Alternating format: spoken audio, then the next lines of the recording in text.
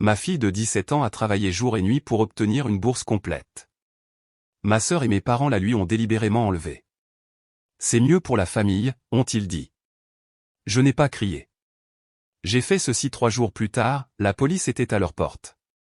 On pourrait penser que je reconnaîtrais un désastre quand ils franchiraient ma porte dans une simple enveloppe blanche, mais non. J'ai pensé que c'était une affectation de dortoir, ou un permis de stationnement, ou une mise à jour passionnante sur l'activation de la carte d'étudiant, le genre de choses qu'on laisse son enfant ouvrir parce que c'est à lui et qu'on est un parent cool, détendu, pas du tout trop investi. Je ne l'ai même pas ouverte. Je l'ai jetée sur le comptoir, j'ai souri à Ruby, ma fille, gagnante de la bourse, miracle en jean de friperie, et j'ai dit, il y a du courrier pour toi. Elle a jeté un coup d'œil et s'est tue. Enveloppe mince et bon marché, sans fioriture, le genre qui dit, voici un formulaire ennuyeux ou oups, vous n'êtes pas assuré. Ruby n'a rien dit. Elle l'a ramassé, a descendu le couloir et a disparu dans sa chambre. Je suis retourné remuer ce qui était prévu pour le dîner, des pâtes, peut-être? Je ne me souviens pas, parce qu'ensuite, elle a dit, maman. Sa voix a craqué comme un bâton se cassant en deux. J'ai éteint le brûleur et j'ai descendu le couloir. La porte était ouverte. Elle était assise sur le lit, recroquevillée, tenant la lettre comme si elle risquait de prendre feu si elle bougeait trop vite. Elle me l'a tendue, sans parler, elle me l'a juste tendue. Je l'ai lu 2 fois avant même de comprendre, nous accusons réception de votre décision de refuser la bourse. Votre bourse a été réattribuée au prochain candidat éligible. J'ai ri, pas un rire joyeux, un de ces rires en un seul souffle, du genre mais qu'est-ce que c'est que ce bordel, qui vient de votre cage thoracique quand votre cerveau court-circuite. Je l'ai regardé. Tu n'as rien refusé, n'est-ce pas? Ruby a secoué la tête. Ses mains étaient serrées si fort que j'ai cru qu'elle allait se meurtrir les paumes. Ses yeux étaient déjà humides. Non, a-t-elle murmuré. Pourquoi ferais-je ça?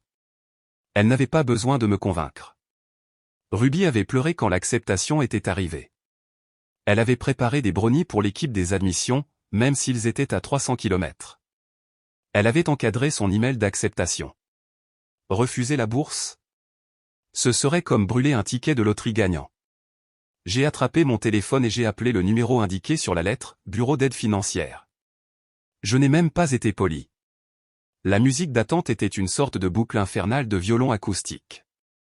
Ruby était assise à côté de moi, tremblant, ne pleurant plus, juste abasourdie. Une femme a finalement répondu. Ici Megan, comment puis-je vous aider? Je suis allé droit au but. Nous venons de recevoir une lettre disant que ma fille a refusé sa bourse. C'est une erreur. Elle n'a pas hésité. Puis-je avoir son numéro d'étudiant? Je l'ai donné. Elle a tapé. J'ai imaginé le lent cliquetis de la trahison. Nous avons reçu un email de retrait officiel de son adresse enregistrée la semaine dernière, a déclaré Megan. Il a déjà été traité. La bourse a été réattribuée. Ma gorge s'est asséchée. Pardon? Il provenait de l'adresse que nous avons dans nos dossiers. La demande a été horodatée lundi dernier, à 19h47. Ruby m'a regardé, la tête penchée comme si elle venait de recevoir une gifle. Je vais avoir besoin que vous me relisiez cette adresse, ai-je dit. Megan l'a fait. Le visage de Ruby est devenu blanc. C'est mon email, a-t-elle dit, mais je n'ai rien envoyé. Je vais avoir besoin d'une copie de cet email, ai-je dit à Megan. Pouvez-vous me l'envoyer? Nous pouvons transférer le message à la même adresse d'où il provient, oui, a-t-elle répondu. Bien sûr. Parfait. Il transférait un email frauduleux vers le compte exact d'où il avait été envoyé, où le véritable propriétaire ne l'a jamais vu. Et puis elle a ajouté le coup de grâce, parfois, les étudiants changent d'avis. Si elle a eu des remords, nous ne pouvons pas revenir en arrière maintenant, surtout après que la bourse a été réattribuée. Elle ne s'est pas rétractée. Megan n'a pas bronché, ou si elle l'a fait, je ne l'ai pas entendu. Elle a continué, enjouée et professionnelle. Si vous pensez qu'il y a eu une erreur, vous pouvez déposer une plainte officielle, mais une fois réattribuée, elle est rarement réversible. Qui l'a eu, ai-je demandé. Qui était le prochain candidat? Je suis désolé, nous ne pouvons pas divulguer cette information. Bien sûr qu'il ne le pouvait pas. Nous avons raccroché. Ruby n'a pas pleuré, pas tout de suite. Elle a juste regardé le mur comme s'il allait cligner des yeux en premier. Puis elle a dit, doucement, j'y ai presque cru, j'ai cru que c'était vrai, mais bien sûr que non. C'était trop beau pour être vrai. Cela a brisé quelque chose en moi, pas parce qu'elle avait tort, mais parce qu'elle l'avait dit comme si elle l'avait toujours su, comme si une partie d'elle avait attendu que le monde le reprenne. J'ai passé mon bras autour d'elle. Nous trouverons un moyen, ai-je dit, mais même en le disant, ma voix tremblait parce que je ne savais pas comment. Nous avions vivoté avec des contrats à temps partiel et la foi depuis des années. Cette bourse n'était pas un bonus, c'était le seul plan. Et quelque part, quelqu'un l'avait volé, en utilisant l'identité de ma fille. L'email transféré n'était pas encore arrivé, mais quand il arriverait, nous en saurions plus. Je ne voulais pas croire ce que mon instinct me murmurait déjà, mais l'horodatage, l'email, le fait qu'il provienne de son propre compte, quelque chose n'allait pas, terriblement, délibérément mal, et quelqu'un était derrière tout ça. Je ne sais pas ce que je m'attendais à ressentir en restant là dans le salon, à attendre qu'un email frauduleux arrive, probablement pas meurtrier. Ce n'était pas seulement que quelqu'un avait volé la bourse de ma fille, c'était la façon dont il l'avait fait, la froideur absolue de faire semblant d'être elle, de taper un message de retrait comme si ce n'était rien, puis d'appuyer sur envoyer et de regarder son avenir s'effondrer comme un château de cartes. Et ils l'ont fait depuis son propre compte, son propre email, son identité. La capture d'écran était toujours en route. Ruby vérifiait sa boîte de réception toutes les 3 minutes. Je faisais les 100 pas comme un animal en cage, rongeant une cuticule dont je ne réalisais même pas qu'elle saignait. Ni l'une ni l'autre ne disait grand-chose. Que pouvions-nous dire? Nous espérions encore que c'était une erreur, un bug bizarre, quelque chose de stupide et de technique et de réparable. Mais quelque part au fond de mon esprit, les pièces s'alignaient déjà, et elles ne formaient pas un bug. Elles la formaient, Vivien. Je ne voulais pas en arriver là tout de suite. Alors à la place, j'ai fait ce que font les mamans quand elles perdent le contrôle, j'ai rembobiné la cassette et j'ai essayé de me l'expliquer.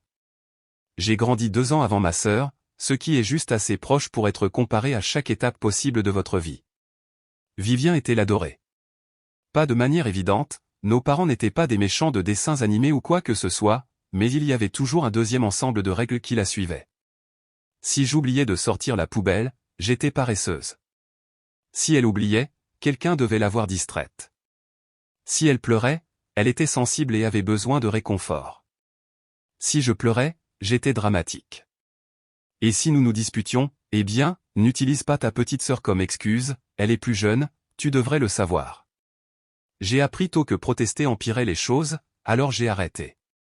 Laisse-lui avoir le dernier cookie, le bénéfice du doute, les projecteurs. Très bien, peu importe. J'ai construit ma vie en dehors du rayon de favoritisme. Nous avons toutes les deux grandi, avons eu des filles presque au même moment, et pendant un certain temps, je me suis laissé croire que les choses étaient différentes. Ruby et Chloé étaient proches, vraiment proches. Même école, même programme après l'école, même photos idiotes et pyjamas assortis. Nous les avons élevées côte à côte, avons vécu dans la même ville, avons partagé le babysitting, les recettes, les tables de fête. Nos parents les adoraient toutes les deux, ou presque. C'était subtil, comme tout le reste. Ruby était félicitée pour sa gentillesse.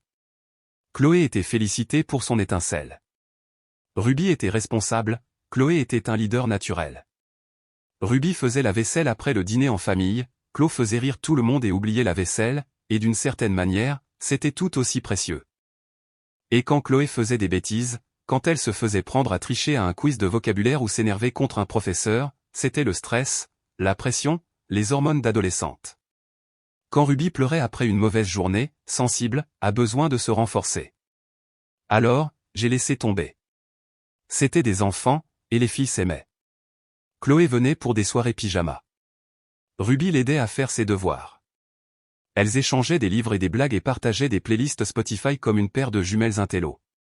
Ruby a même aidé Chloé avec ses essais de bourse parce que, oui, les deux filles ont postulé pour le même programme de bourse complète. C'était un coup de dé, national, compétitif. Nous savions tous qu'il y avait des dizaines de milliers de candidats et peut-être 50 places, mais elles ont tenté leur chance ensemble, côte à côte, s'encourageant mutuellement. Quand l'acceptation est arrivée pour Ruby, j'ai crié, puis j'ai pleuré, puis j'ai paniqué un peu parce que j'ai réalisé qu'elle pourrait vraiment partir, et je n'étais pas prête. Mais Ruby n'a rien fait de tout ça. Elle s'est juste assise tranquillement et a dit « Mais qu'en est-il de Chloé ?» Je lui ai dit la vérité. Chloé ira bien. C'est ton moment. Quelques jours plus tard, Chloé a reçu sa réponse, nous vous avons mis sur liste d'attente. Vous êtes le premier sur la liste si quelqu'un abandonne, ce qui, soyons honnêtes, est le langage universitaire pour n'ayez pas trop d'espoir à moins que quelqu'un ne meure. Ruby ne voulait presque pas faire la fête. C'est juste méchant, comme si je me vantais. Je lui ai dit, tu as mérité ça, et Chloé est fière de toi. Et il semblait qu'elle l'était. Elle est venue à la fête de remise des diplômes, juste une petite fête chez nous, rien d'extraordinaire. Elle a serré Ruby dans ses bras, lui a dit, je suis heureuse pour toi, au moins l'une de nous a réussi. Je pensais que c'était la fin, que nous allions tous passer à autre chose. Je ne savais pas que ce serait la nuit où tout commencerait à s'effondrer. Le ping d'un email entrant m'a ramené au présent. Ruby l'a ouvert. Message transféré, retrait de la bourse, envoyé depuis son compte, horodaté lundi 19h48. Nous avons toutes les deux regardé le numéro. Elle a cligné des yeux. C'était le soir de la fête. Nous avons regardé le calendrier. Nous avons regardé l'horloge à l'écran. Nous n'avons pas parlé. Les yeux de Ruby ont vacillé. Ses mains tremblaient à nouveau. C'était elle, a-t-elle murmuré. C'était Chloé. Mon cœur est tombé dans mon estomac. Qu'est-ce que tu veux dire? Ruby m'a regardé comme si elle se regardait le réaliser pour la première fois. Elle a demandé à emprunter mon téléphone. Elle a dit que le sien était déchargé et qu'elle avait besoin d'appeler son petit ami. Pause. Je l'ai déverrouillé pour elle. Pause plus longue. Elle est partie pendant 10 minutes. Je n'ai pas respiré. Elle non plus. Nous sommes restés assises là dans le silence de cette réalisation, regardant le sol comme s'il pouvait offrir une solution. Je me suis souvenu de les avoir regardés rire ensemble ce soir-là. Je me suis souvenu de Ruby maquillant Chloé, l'aidant à choisir une robe, offrant de prendre des photos sur le bon téléphone pour que Chloé ait un meilleur éclairage. Ruby l'a laissé emprunter ses vêtements, lui a laissé emprunter sa confiance, lui a laissé emprunter sa confiance, et son téléphone. Elle ne lui a pas poignardé dans le dos. Elle a emprunté le couteau. Il y a une sorte de silence qui vient après la trahison, pas le genre calme, le genre chargé, le genre où même vos pensées chuchotent parce qu'elles ne veulent pas empirer les choses. C'était notre maison la nuit où Ruby s'en est souvenue. Elle était assise recroquevillée sur le canapé, regardant droit devant elle comme si elle regardait toute sa vie se dérouler à travers de la statique. J'étais assise en face d'elle, tenant l'email, celui qu'elle était censée avoir envoyé depuis son téléphone, envoyé pendant que sa cousine l'empruntait pour appeler son petit ami. L'horodatage correspondait. Le ton correspondait. Le coup de poing dans l'estomac correspondait. Une seule chose ne correspondait pas, le fait que Ruby ne l'ait jamais écrit. Elle a finalement brisé le silence. Nous ne pourrons jamais le prouver. Sa voix a craqué comme si elle avait abandonné aussi. Elle l'a envoyé depuis mon téléphone. Il n'y a aucune chance. Je l'ai regardé, et peut-être était-ce le vide dans sa voix, ou la façon dont ses épaules s'étaient effondrées sur elles-mêmes, mais quelque chose en moi a claqué. Alors nous trouverons un moyen. Je n'ai pas dit à Ruby que j'allais voir ma sœur Vivien. Elle n'avait pas besoin de le savoir, pas encore. J'ai juste dit que j'avais des courses à faire et j'ai attrapé les clés de la voiture comme si c'était un mardi normal, comme si je ne traversais pas la ville pour regarder ma sœur dans les yeux et lui demander si elle avait contribué à détruire l'avenir de ma fille. Pendant tout le trajet, j'ai répété ce que j'allais dire, factuel, pas d'accusation. Je poserai des questions. Je lui donnerai le bénéfice du doute. Et puis elle a ouvert la porte avec un sourire, comme si de rien n'était, et chaque once de retenue que j'avais est tombée dans l'allée. Et, a-t-elle dit. Quoi de neuf? J'ai levé mon téléphone. Ceci. Elle s'est écartée pour me laisser entrer. Je ne me suis pas assise, je suis juste restée là dans sa cuisine comme un percepteur de dettes. Ceci a été envoyé depuis l'email de Ruby à 19h48 le soir de sa fête de remise des diplômes. C'est en même temps que Chloé a emprunté son téléphone. Vivien a jeté un coup d'œil à l'écran, a souri. Tu es sûr que ce n'était pas juste Ruby? Je l'ai regardé fixement. C'est à ce moment-là que j'ai réalisé qu'elle n'était pas confuse. Elle gagnait du temps. Elle a aidé ta fille avec ses essais, l'a laissé emprunter ses vêtements, l'a laissé emprunter son téléphone, et maintenant sa bourse a disparu. Vivien a haussé les épaules. Elle a haussé les épaules. Quand ta fille aidait la mienne, elle n'aidait pas vraiment, n'est-ce pas? Elle savait qu'elles étaient en compétition avant que Chloé ne le sache. J'ai cligné des yeux. Excuse-moi. Elle n'arrêtait pas de dire à quel point elle se sentait coupable que Chloé ne l'ait pas eue. Pourquoi se sentirait-elle coupable si elle n'avait rien fait de mal? J'avais l'impression de la regarder à travers une vitre, comme si j'étais dans un rêve où rien n'avait de sens et où le sol pouvait s'effondrer à tout moment. Qu'est-ce que tu dis? Elle s'est appuyée contre le comptoir. Rien, je dis juste que le gagnant est celui qui dit le dernier mot. Et c'était ça. C'était le moment où j'ai su qu'elle avait tout su depuis le début. Je suis rentré chez moi en tremblant, pas de rage, pas de chagrin, de clarté. Elle n'avait pas juste laissé faire, elle avait aidé.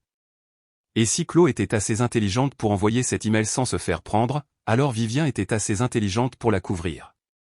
Mais même Vivien n'avait pas compté sur une chose, je suis une maman, et nous nous souvenons de tout. Cela m'a frappé en me lavant les mains, notre caméra de sécurité de jardin, activée par le mouvement, audio complet.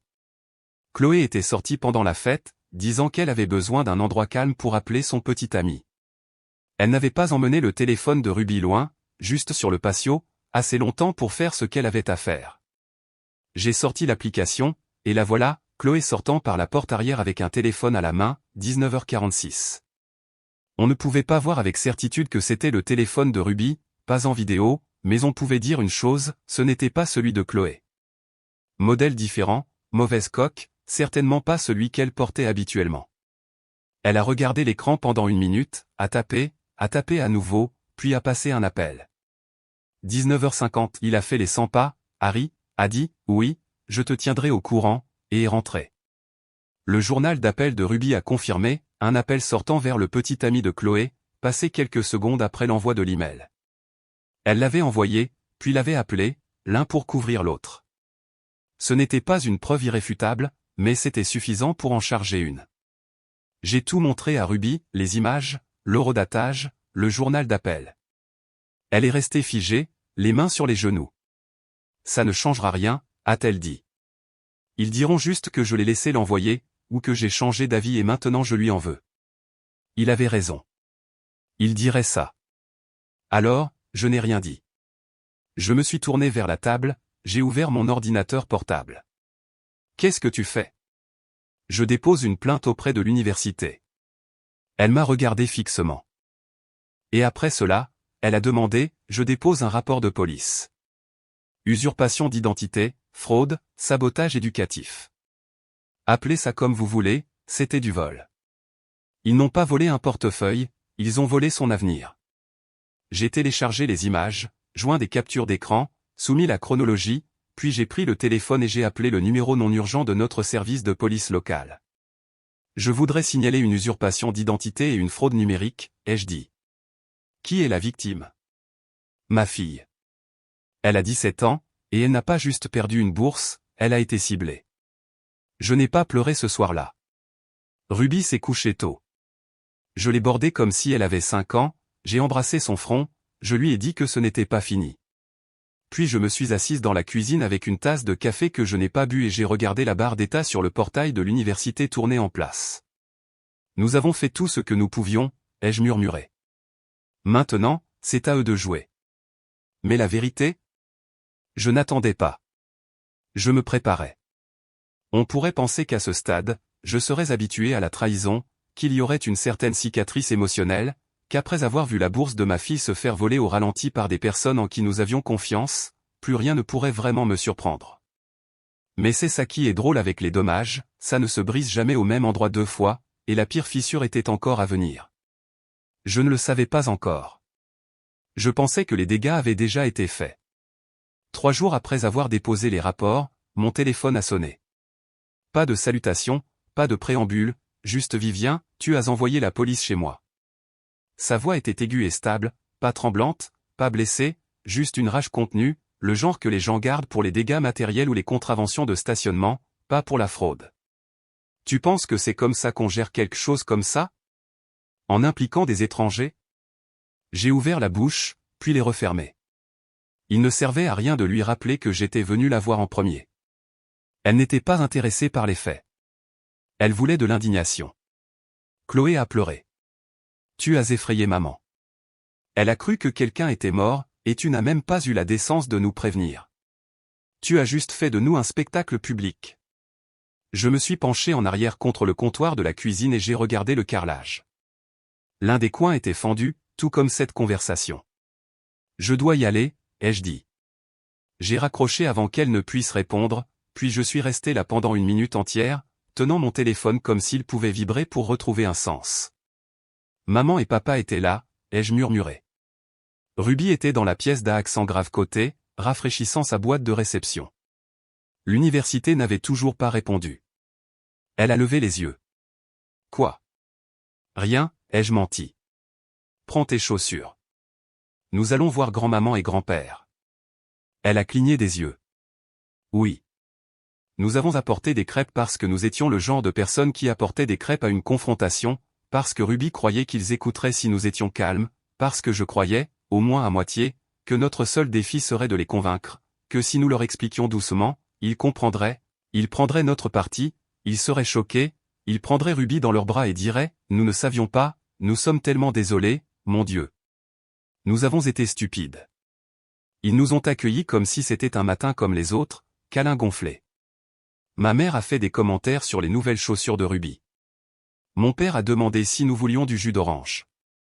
Nous nous sommes assises à la table de la cuisine. J'ai sorti le dossier. Avant de dire quoi que ce soit d'autre, nous avons besoin que vous regardiez ça. Ils l'ont fait, tranquillement, avec trop de contenance, d'abord l'email, puis l'horodatage, puis la vidéo de surveillance de Chloé à l'extérieur avec le téléphone de Ruby, le journal d'appel, chaque page dans l'ordre. Ruby était assise à côté de moi, les mains jointes, les jointures blanches. Elle avait l'air d'essayer de ne pas respirer trop fort. Quand ma mère a finalement parlé, elle ne m'a pas regardé. Elle a regardé Ruby. Ce n'est qu'un enfant. C'est à ce moment-là que j'ai su que quelque chose n'allait pas. Elle a 17 ans, ai-je dit, et elle a commis une fraude. Mon père a posé les papiers. Elle a fait une erreur, peut-être une mauvaise décision, mais c'est une bonne gamine. J'ai cligné des yeux. Vous pensez qu'elle l'a fait? Ils se sont regardés, puis sont revenus vers moi. Nous pensions que tu allais peut-être venir, a dit ma mère. Nous en avons parlé, nous tous. Les mots ont frappé comme du verre brisé. Nous tous. Vivien. Après que tu lui aies dit ce que tu as trouvé. Je ne pouvais pas bouger. Ma mâchoire s'est serrée si fort qu'elle a claqué. Vous saviez. Nous n'avons rien fait, a dit rapidement mon père. Nous avons juste convenu. Convenu de quoi? Ma mère n'a pas bronché. Que Chloé en avait plus besoin. Ruby s'est levée. Ses mains tremblaient maintenant. Vous l'avez aidé à me la prendre?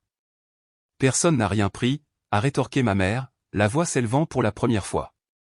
C'est resté dans la famille. C'est à ce moment-là que je me suis levé aussi. Ce n'est pas resté dans la famille, ça a été volé. Elle était dévastée. Mon père a dit, nous savions que tu le prendrais mal, alors nous n'avons rien dit. Elle n'est pas aussi forte que Ruby, a ajouté ma mère. Nous avons pensé que Ruby comprendrait. Ruby a fait un petit bruit, comme un rire sans joie. Alors vous l'avez juste laissé mentir? Nous ne voulions pas que ça devienne moche, a dit mon père. Tu as impliqué la police. Qu'est-ce que tu pensais qu'il allait se passer? Je pensais avoir dit que je découvrirais qui nous avait trahis. Tu savais déjà, a dit ma mère. Je l'ai regardé, vraiment regardé, et quelque chose à l'intérieur de moi s'est éteint comme un interrupteur. Nous sommes partis sans finir les crêpes. Ce soir-là, j'ai bloqué leur numéro, tous. Pas de discours, pas d'au revoir par texto. J'ai juste appuyé sur le bouton et j'ai regardé l'écran devenir propre.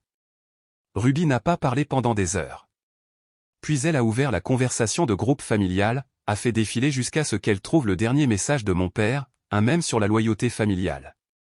Elle a téléchargé 4 fichiers, capture d'écran de l'email de retrait, capture d'écran du journal d'appel, une image fixe de la vidéo de sécurité, et un court message, Chloé a envoyé l'email depuis mon téléphone. Vivien a aidé. Nos grands-parents savaient ce qui s'était passé. Vous pouvez le croire ou non, mais c'est ce qui s'est passé. Elle n'a pas attendu de réponse. Nous savions toutes les deux que nous n'en aurions pas. L'université n'avait toujours pas répondu. Ruby a été convoquée 2 fois de plus pour des éclaircissements. Le début du trimestre était à 5 jours. Nous n'avions rien, pas de bourse, pas de financement, pas de plan de secours. Ce n'est même plus une question d'argent, a dit Ruby un soir. C'est qu'ils m'ont regardé et ont décidé que je ne le méritais pas. Je ne savais pas comment répondre parce qu'elle n'avait pas tort. 2 jours avant l'orientation, j'ai reçu un message, privé, discret, d'une cousine que je n'avais pas vue depuis un enterrement. J'ai vu ce que Ruby a posté. Je l'ai transféré à quelqu'un. J'espère que c'est bon. C'était plus que bon. C'était la seule chose que nous avions. Le lendemain après-midi, nous avons reçu l'appel. Je vous appelle de la Fondation Oakbridge. Nous avons examiné l'histoire de Ruby. Nous aimerions financer entièrement ses frais de scolarité, à compter d'aujourd'hui. Je n'ai pas pleuré, pas avant d'avoir raccroché, pas avant d'avoir vu Ruby recroquevillée sur le canapé, les bras autour de ses genoux. Tu es dedans, ai-je murmuré. Elle m'a regardé comme si j'avais parlé dans une autre langue. On a réussi. Non, ai-je dit. Tu as réussi. Le lendemain matin, elle a fermé son sac et s'est tenue près de la porte. Je pensais vraiment qu'il m'avait brisé, a-t-elle dit. Je l'ai regardée, fatiguée, stable, courageuse. Alors regarde-toi maintenant. L'enquête ne s'est pas éternisée. En quelques semaines, Chloé a été officiellement inculpée, utilisation abusive d'ordinateur, usurpation d'identité, malhonnêteté académique. L'université l'a expulsée et a révoqué la bourse entièrement, attendant officiellement le résultat avant de la rendre définitive. Elle a été mise sur liste noire de toutes les bourses futures. Son nom a atterri sur une liste qu'aucun parent ne veut voir. Et puis est venue la partie à laquelle personne ne s'attendait. Lors de l'interrogatoire, Chloé a craqué. Elle leur a dit que c'était l'idée de sa mère. Vivien, le cerveau, la femme qui a dit une fois qu'elle ferait n'importe quoi pour sa fille, apparemment, elle le pensait. Vivien a été reconnu coupable aussi, travaux d'intérêt général, une lourde amende et 1 an de probation. Elle a pleuré au tribunal, bien sûr, a parlé de réputation, des réputations qu'elle a choisies au détriment de la vérité. Chloé ? Ils l'ont affectée au nettoyage du terminal de bus du centre-ville tous les samedis. Ruby et moi l'avons vue une fois. Elle n'a pas levé les yeux. Nous sommes passés juste devant. La bourse d'origine de Ruby n'a jamais été rétablie, mais elle a fini par recevoir quelque chose de mieux. Maintenant, elle est là sur le campus, ne se cachant pas, pas petite. Elle donne des cours particuliers 2 soirs par semaine, a rejoint l'équipe de débat et a déjà été invitée à un programme de recherche d'été. Parfois, je la regarde de l'autre côté de la table de la cuisine et je vois la lueur de quelque chose qui revient, comme une allumette qui commence à peine à brûler, confiance, joie, pouvoir. Elle ne parle toujours pas de ses grands-parents ou de sa tante, et je ne la pousse pas. Pas de contact, entièrement. Je n'ai pas envoyé de message final. Nous les avons tous bloqués. Parfois, le silence est plus fort. Ils pensaient qu'ils pouvaient réécrire son avenir. Il s'avère qu'ils ont juste écrit leur propre fin. Vous me direz, suis-je allé trop loin ou pas assez ? Commentez ci-dessous et abonnez-vous.